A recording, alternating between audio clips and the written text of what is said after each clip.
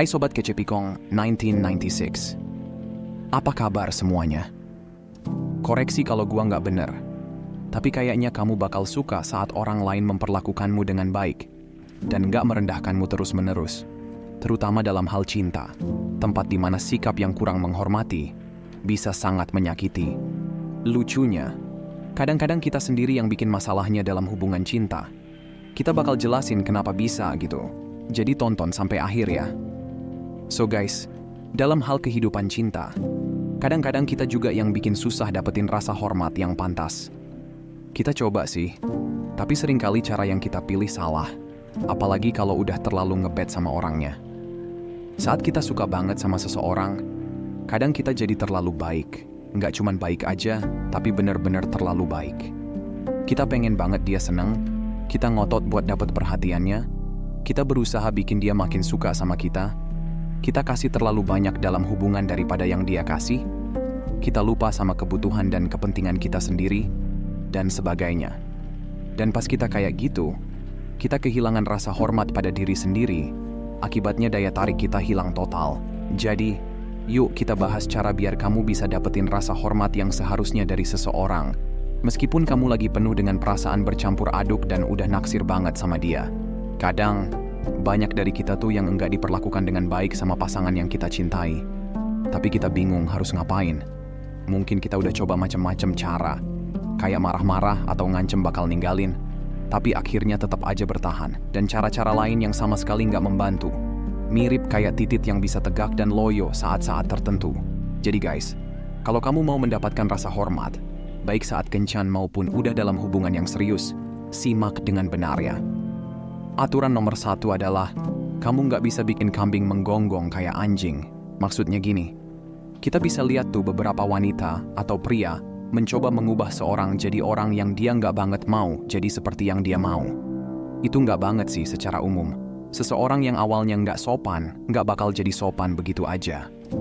Misalnya, makanya gue selalu bilang, coba lihat gimana dia memperlakukan orang lain.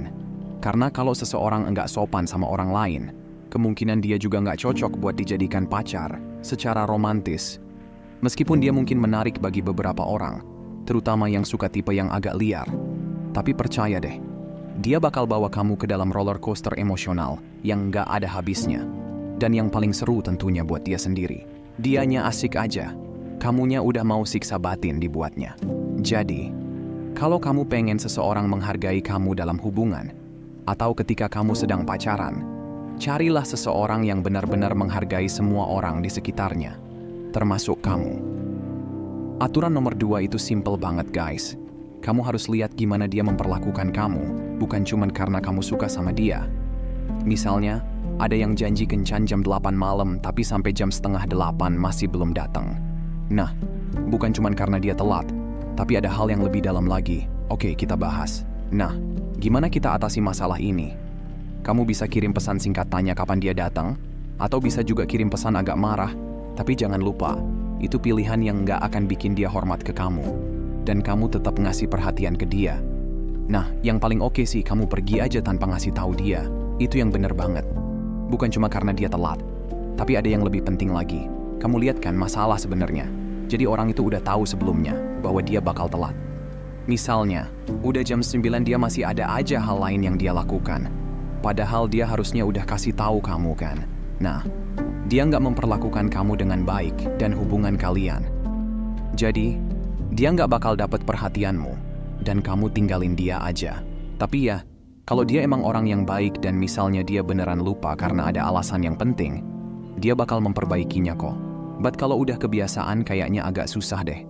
Jadi, jangan kasih kesempatan kedua ke orang yang nggak berusaha buat dapetin perhatian kamu dengan baik. Aturan nomor 3, tetap santai di bawah tekanan. Itu yang ketiga. Ketika kita dengan mudah marah atau terlalu baik, orang mungkin kesulitan menghargai kita. Mari kita bahas tentang menjadi terlalu baik terlebih dahulu. Banyak dari kita mungkin pernah mengalami situasi di mana kita ingin sesuatu dari seseorang. Misalnya ingin menjalin hubungan, tapi kita takut terlalu menekan.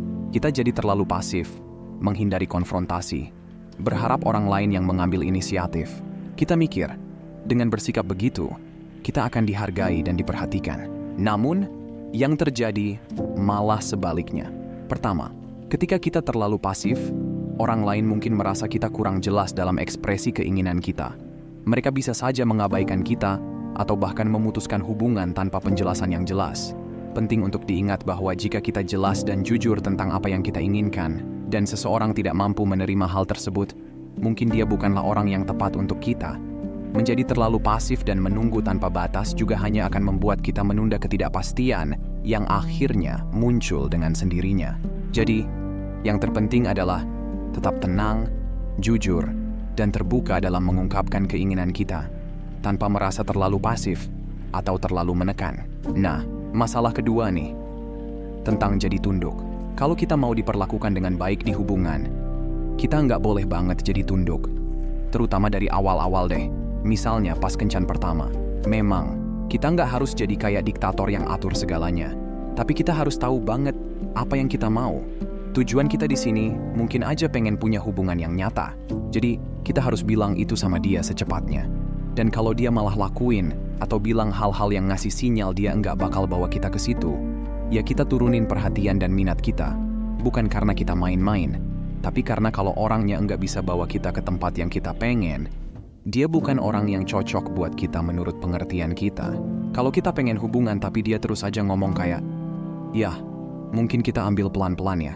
Jalani aja dulu hubungan dengan santai. Soalnya aku baru aja putus sama mantan dan sebagainya. Ya udah, nggak perlu waktu lama. Bye-bye. Coba cari jalur lain. Kita lagi di jalur yang salah yang nggak bakal bawa kita kemana-mana dengan cepat. Dan kalau dia memang orang yang cocok buat kita, ini saatnya dia harus mulai benerin diri dan ngebuktikan dia memang cocok buat kita. Jadi, tetap tenang di bawah tekanan. Tetap fokus sama tujuan kita.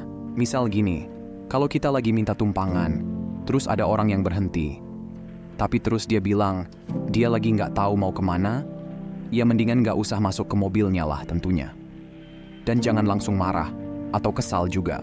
Pasti pernah kan kita lihat, ada orang yang langsung marah atau kesal kalau ada yang ngomong atau lakuin sesuatu yang mereka nggak suka. Ya itu hanya bikin suasana jadi kacau. Orang-orang pada umumnya juga susah banget menghargai orang-orang yang cepat marah atau reaktif gitu. Jadi, kita harus tahu banget apa yang kita mau.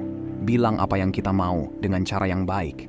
Kalau kita bisa gitu, orang-orang yang cocok buat kita bakal lihat kekuatan, kepercayaan diri, dan keputusan kita.